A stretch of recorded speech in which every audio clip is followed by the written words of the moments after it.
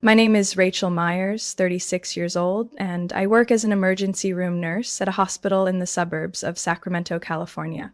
I live with my daughter, Lily, who just turned 17, in a small two-bedroom apartment I've been able to afford thanks to years of relentless overtime.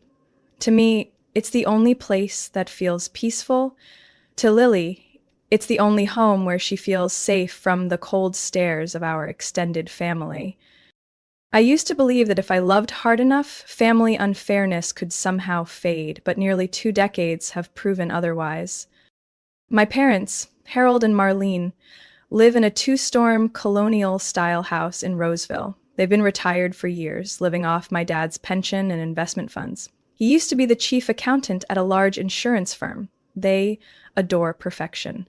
Every framed painting, every tablecloth must be ironed without a single crease, and all that perfection is reserved for my younger sister Vanessa's family.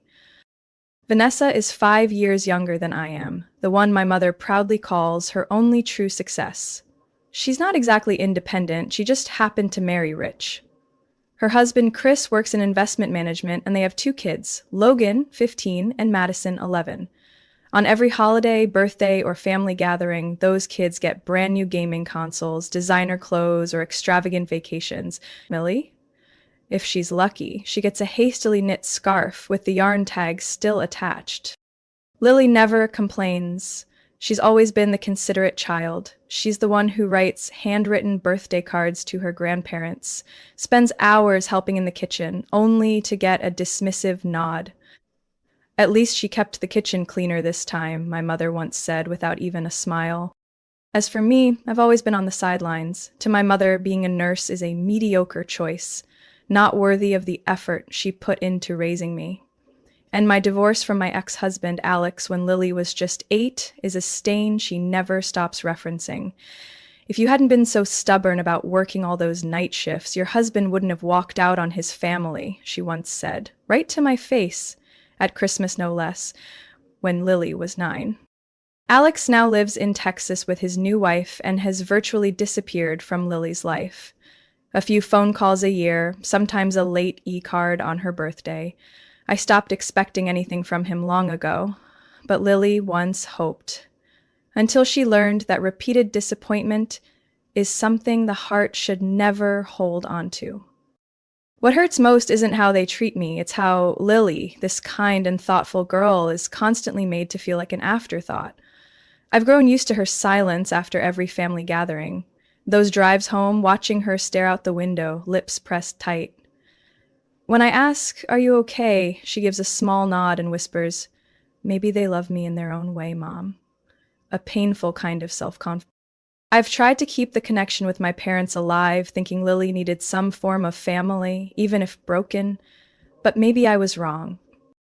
I knew this holiday season wouldn't be easy. The hospital had announced staffing shortages back in late October, and by early December, the Christmas schedule was already set.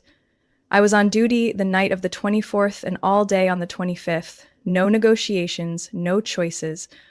I'm a senior nurse, but in times like this, no one gets special treatment.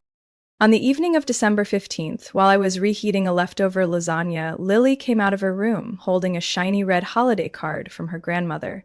She sat down at the table, her eyes both hopeful and cautious. "Mom, Grandma invited me over for the 25th, Lily said, placing the card gently on the table. I called to thank her. She said I should come, that there would be a spot for me. I studied her face closely, trying to read the truth behind that faint smile. She'd learned too well how to hide hope, but I could still see it, quiet and real, shining in her eyes. "You're sure she said that?" I asked, placing the lasagna in front of her. She was clear. "Of course there's a spot for you, Lily. We're family."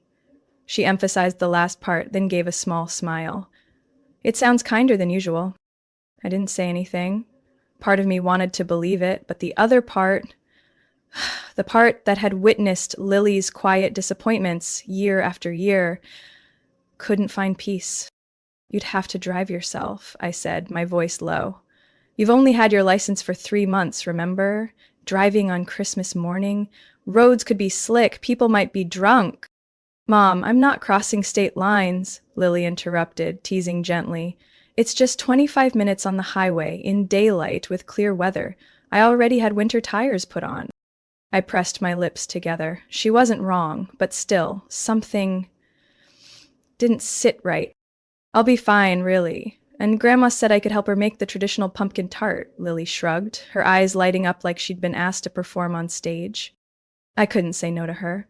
Not when she'd worked so hard to rebuild a fragile connection with a grandmother who'd rarely shown warmth. She picked out her olive green sweater with snowflake stitching, the one I gave her last year, and prepared a sweet potato casserole using her great-grandmother's old recipe, which she treated like a treasure. On the 24th, after my exhausting overnight shift, I got home at 6 a.m. and found Lily still awake. She was carefully wrapping each present.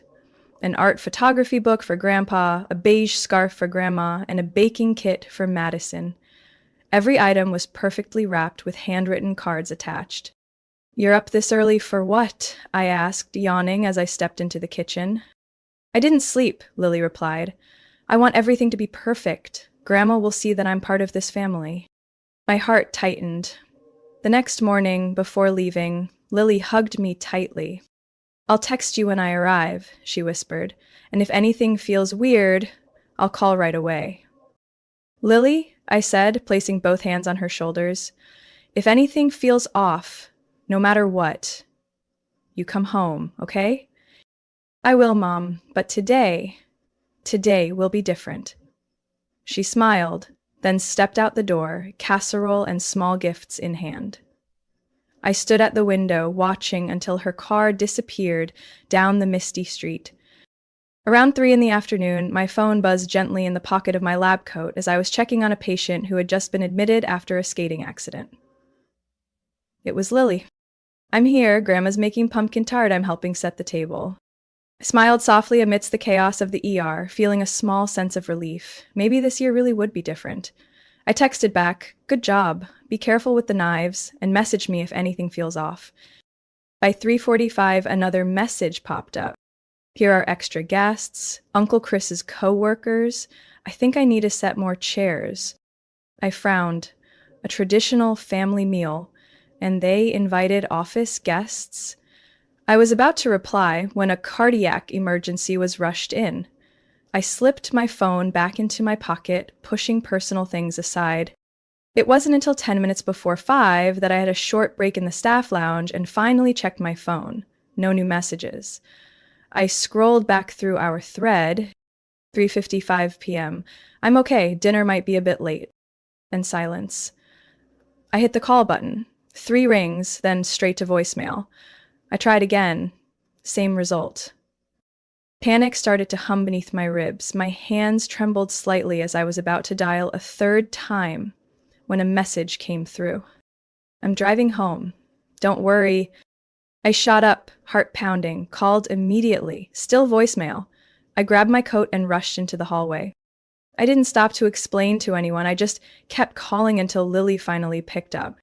"Lee, where are you? What happened? Are you okay?" Her voice came through slowly, restrained, but with a layer of frost in every word. "I'm okay. It's just there wasn't a place for me anymore." I went numb. "No place? What do you mean? At the table, or—" "The whole family," Lily said, her voice dry as ash. Grandma said it, her exact words. "Lily, it's really full this year. Maybe next year would be better." I couldn't speak. My mouth was dry, my palms ice cold.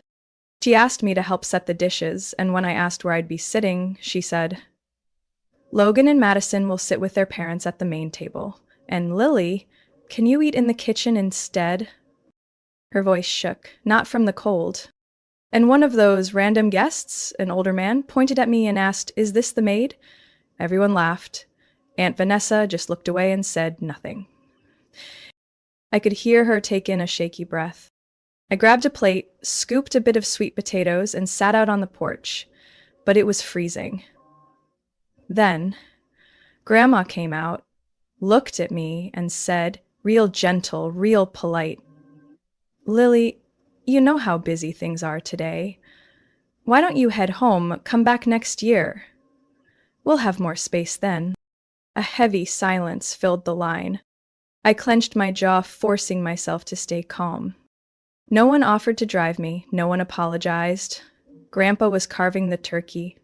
Uncle Chris just said, "She can wait in the car if she wants." I didn't wait. I just walked out to the car. "How far are you from home?" I choked out. 10 minutes. Roads are clear. I'm driving slow.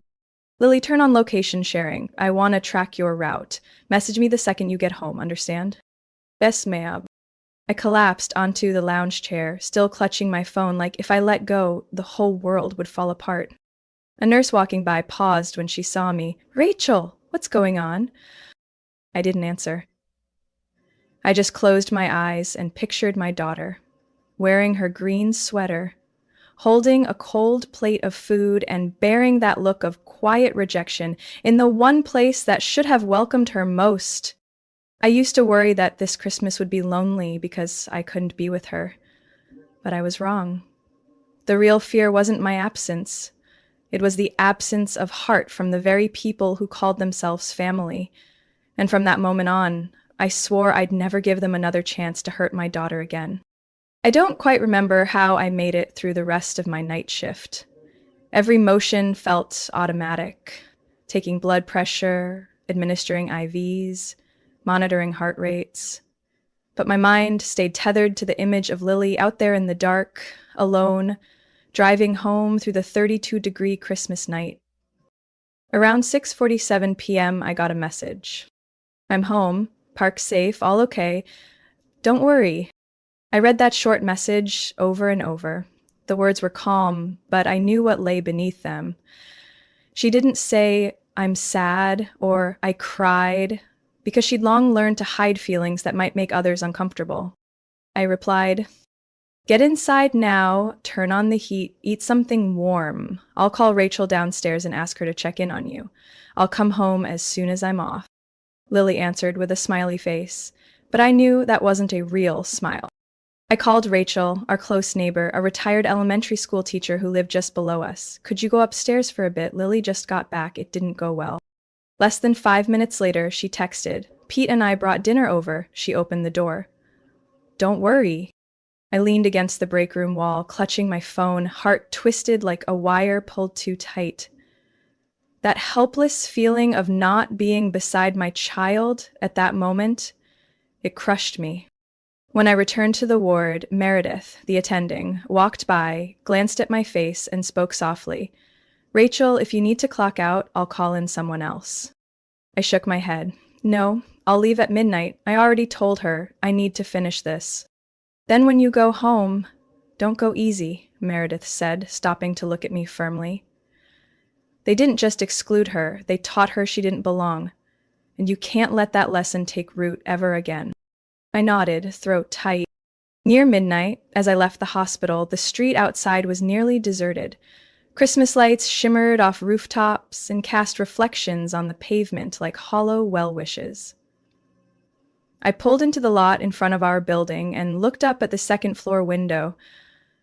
The living room light was still dimly on. As I opened the door, the scent of hot chocolate and baked ham lingered in the small kitchen. On the table were 2 plates, one half-eaten, one untouched.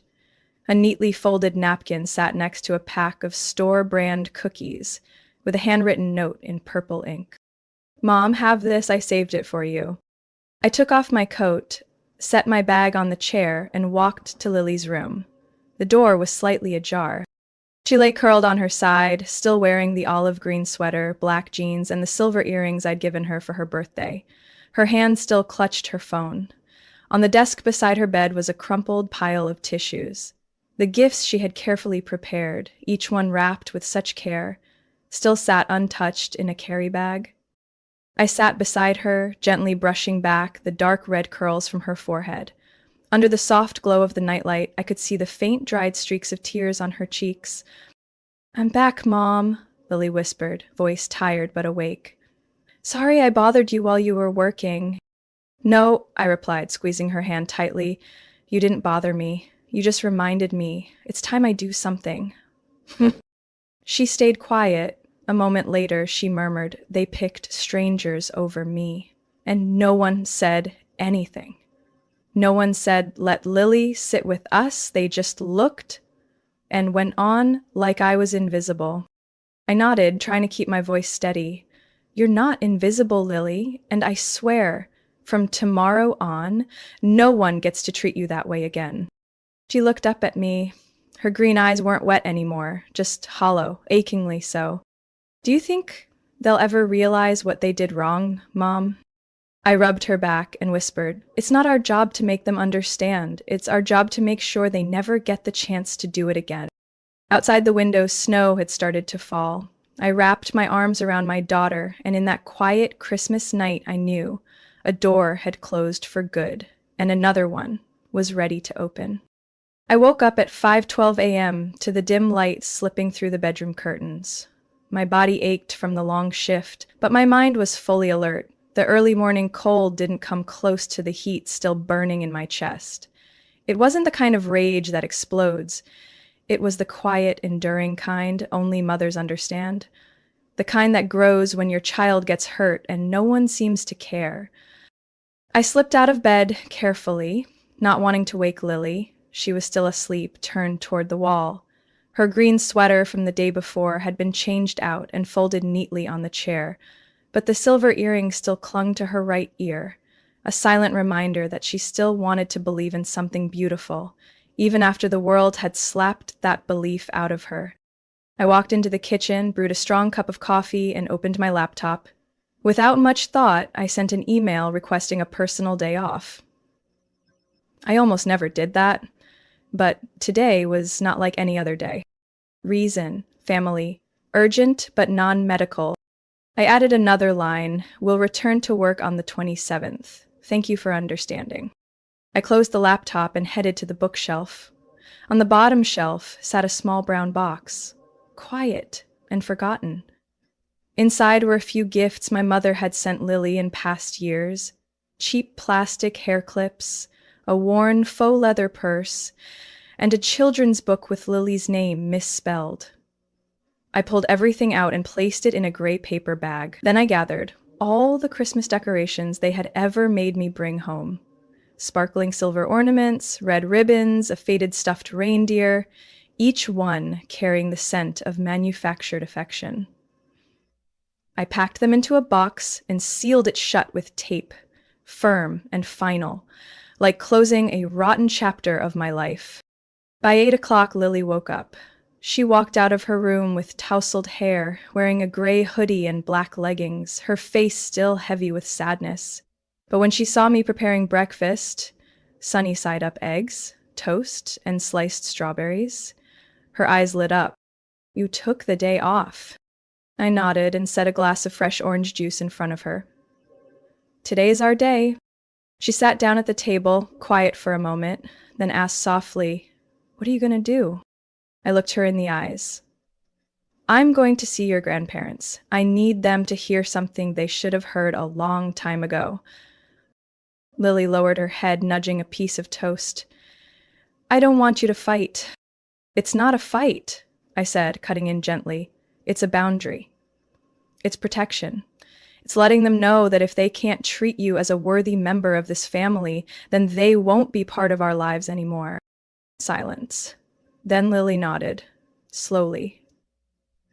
After breakfast, I texted Vanessa. "We need to talk about last night, about how everyone treated Lily." "I won't stay silent anymore." Less than 10 minutes later, she replied, "You're blowing this way out of proportion. Mom was just a little overwhelmed." I pressed my lips together, refusing to reply. Instead, I messaged my mother. "I'll be at the house by 11. If you and Dad still want to be part of Lily's life, this is your chance to prove it." I printed out 2 photos of Lily, one of her winning a school award, the other of her with her grandparents in the garden last year. I slid them into an envelope. If today didn't move their hearts, I'd take them back. For good.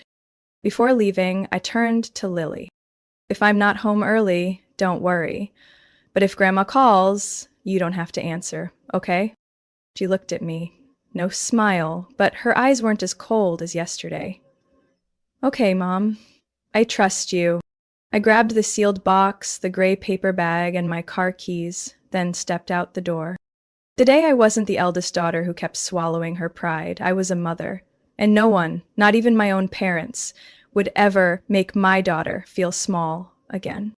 I arrived at my parents' house at exactly 10:58 a.m., parking right in front of the white gravel path. Their old two-story home was as quiet as ever, but today it no longer looked grand to me.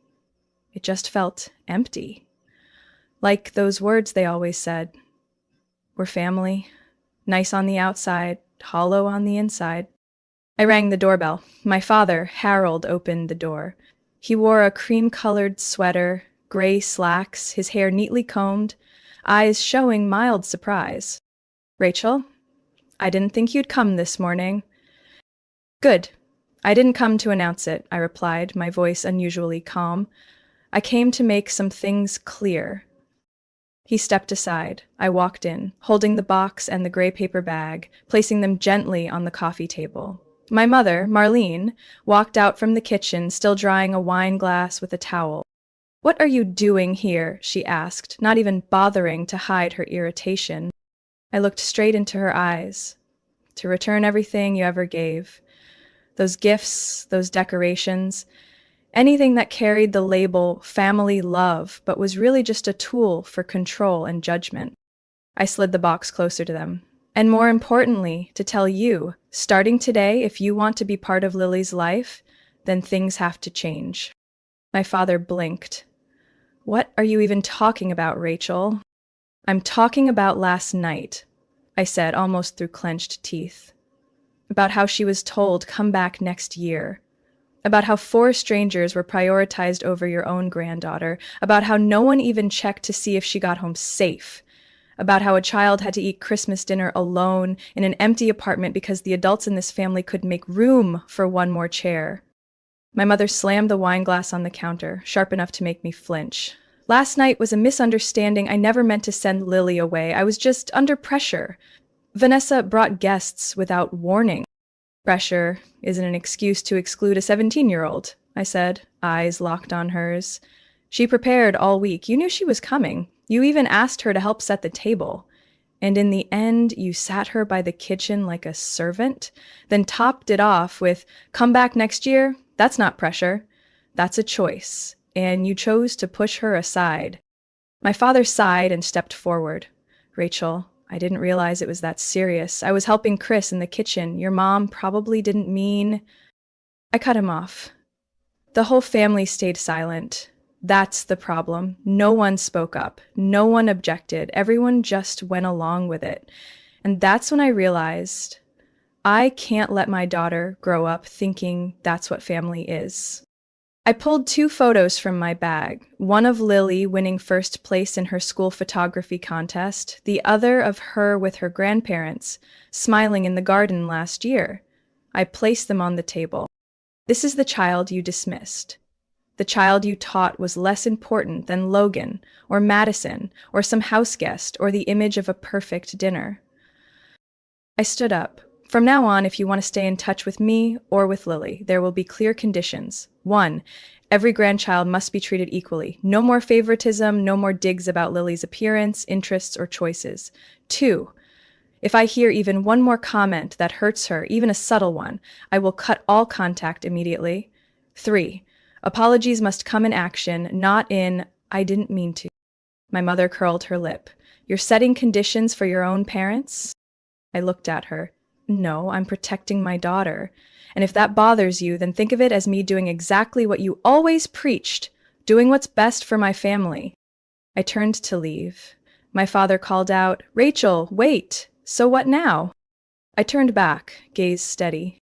"Now it's up to you. Either accept the change to be part of Lily's life, or keep choosing silence and eventually have nothing left to say to any of us." I shut the door behind me, hearing my mother hiss something indistinct and my father call my name again. But I didn't stop, because for the first time in years, I knew I was walking in the right direction. That afternoon, I came back to the apartment with an empty box of decorations and a heart much lighter than it had been that morning. Lily was sitting on the living room floor, folding leftover gift wrap. She looked up as I walked in, her eyes quietly waiting for something. Did everything go okay, Mom? I nodded, resting my hand on her shoulder. Not okay, but necessary. I said everything that needed to be said. Was Grandma angry? Yes, but that doesn't matter. What matters is that from now on, I won't let you wait for a seat at any table again. Lily smiled faintly, but something in her eyes still hadn't fully let go. I understood. This kind of wound doesn't heal in a single morning. But I also knew the best way to begin healing is to replace painful memories with warmer, gentler ones. I picked up my phone and texted Rachel, our downstairs neighbor. If you and Pete are free tonight, come up for dinner. Lily made cookies. The reply came almost instantly. Of course, and we'll bring that honey-glazed ham from yesterday, still delicious.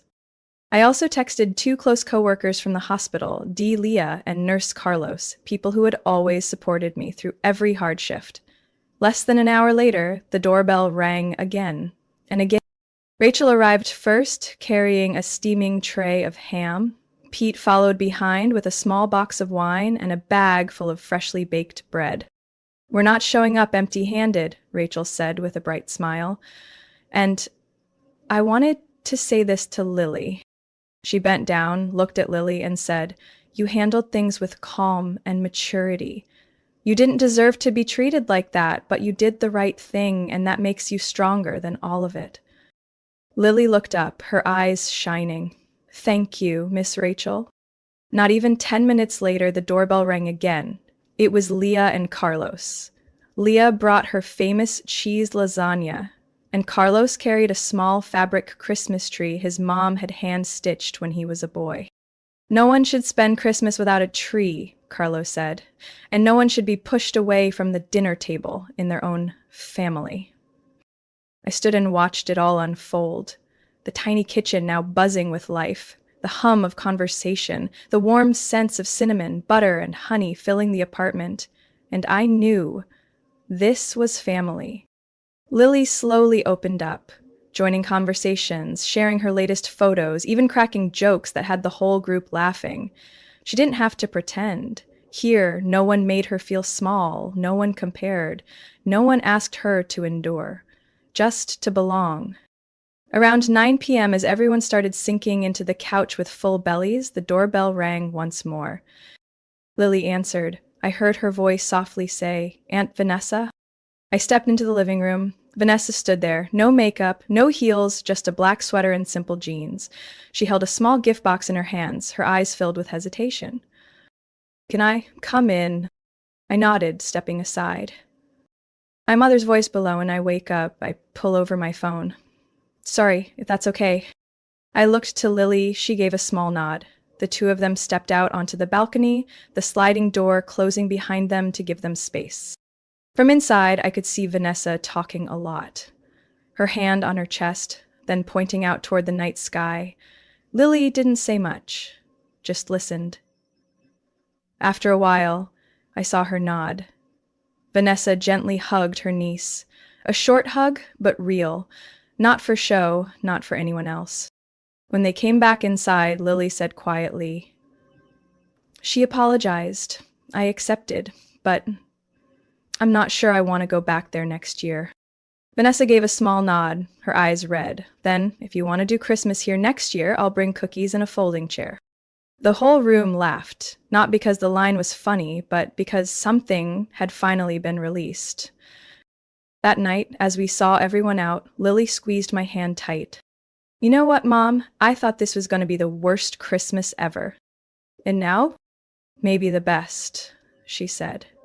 Not because it was perfect, but because for the first time, I got to choose to stay instead of being told to leave. I wrapped her in my arms, listening to the steady beat of her heart. Some families are born from blood. Others are chosen. That night, I knew for sure. We had just chosen again, and this time, it was more right than ever. 3 weeks after Christmas Eve, Lily stood in the middle of her high school courtyard with the old Canon camera I had given her for her 16th birthday. She was shooting photos for a personal project that her art teacher had specially approved, a photo series titled Things Left Behind. I didn't ask for the details, but watching the way Lily pursed her lips in focus, adjusting the lens like each angle held a story, I knew she was turning pain into light in her own way. After that shoot, Lily received an email from a freelance photographer in San Francisco, someone my coworker Leah had connected her with. He invited Lily to a weekend workshop on visual storytelling for high school students. I asked if she felt nervous. Lily just shrugged and smiled. I've been left out of a holiday dinner table before. What could possibly be scarier than that, Mom? That smile wasn't bitter. It was a new kind of freedom, and she had earned it through quiet endurance and the courage to say no when it mattered. One Sunday afternoon, while I was baking muffins in the kitchen, Lily walked in with a handwritten letter. "It's from Grandma Marlene," she said, handing it to me. I wiped my hands and opened the envelope. Her handwriting was still neat and strict as always, but the content was nothing like the scolding or instructions I used to know. "Rachel, I've done a lot of thinking since you came by. I didn't realize how the small things I did or didn't do could make Lily feel invisible. I'm sorry for not protecting her when I should have. If possible, I'd like to invite you both for dinner next week. No guests, no fancy table settings, just a real meal for family." I sat quietly for a moment, then looked over at Lily. "Do you want to go?" Lily hesitated, then nodded. "I'm not expecting much, but I think I want to see if they're really trying." And so we went. The dinner took place on the small, round wooden table out on the back porch. No fancy decorations, no expensive wine, just a simple stew, salad, and peach cobbler, the dessert I used to love as a child. My father took the initiative to ask Lily about her photography class, and for the first time in years, my mother complimented her. "You have a unique eye. I don't understand all of it, but I can see something in your photos." After the meal, no one mentioned Christmas. There was no need to. The gentle hug between Lily and her grandmother as we left said it all. Something was beginning to shift, and I wasn't standing still either. I started with the smallest step, saying no to back-to-back 3-day shifts without needing to over-explain. I rescheduled my life, taking more mornings to walk Lily to school or simply sitting at our favorite coffee shop, writing down truths I'd never dared to say out loud before. That for years I had sacrificed too much just to be the strong one. My coworkers started to notice. Carlos joked that I smiled more, and Leah declared, "Rachel, learning to say no is the best upgrade of 2024. One early morning in February, as I was adjusting the team's shift schedule, Dr. Ethan Monroe, the new department head, invited me to join the staff scheduling leadership group. "I need someone who advocates for the team," he said.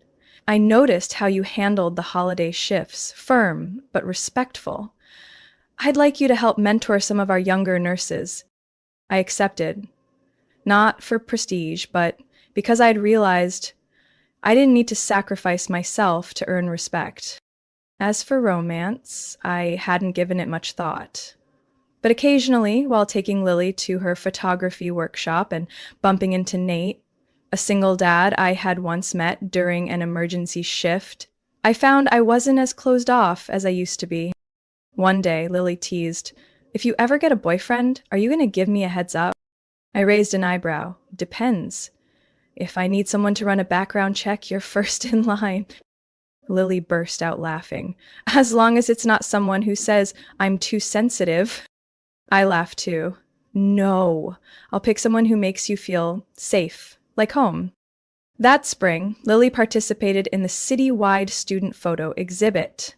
One of her photos was hung with care in the main gallery, an image of a single empty chair placed in the middle of a wide open field, bathed in morning light, with a small handwritten sign that read, "This seat is reserved for someone who deserves it." I stood beside her, hand in hand, and I knew this for sure. We were no longer the ones knocking to be led into someone else's dinner table. We had built our own, a table where kindness, respect, and mutual choice had a seat every single day. Rachel and Lily's story reminds us that family isn't always a safe place, but we have the right to create a new family built on kindness, respect, and real love. Setting boundaries isn't selfish, it's an act of protecting ourselves and those we care about. Sometimes growing up begins the moment we dare to say, enough. And from that moment on, we begin to live a life we choose, no longer waiting for someone else's approval. What do you think about Rachel's decision and Lily's journey? Share your thoughts in the comments below. Don't forget to follow the channel for more heartfelt stories about family and transformation.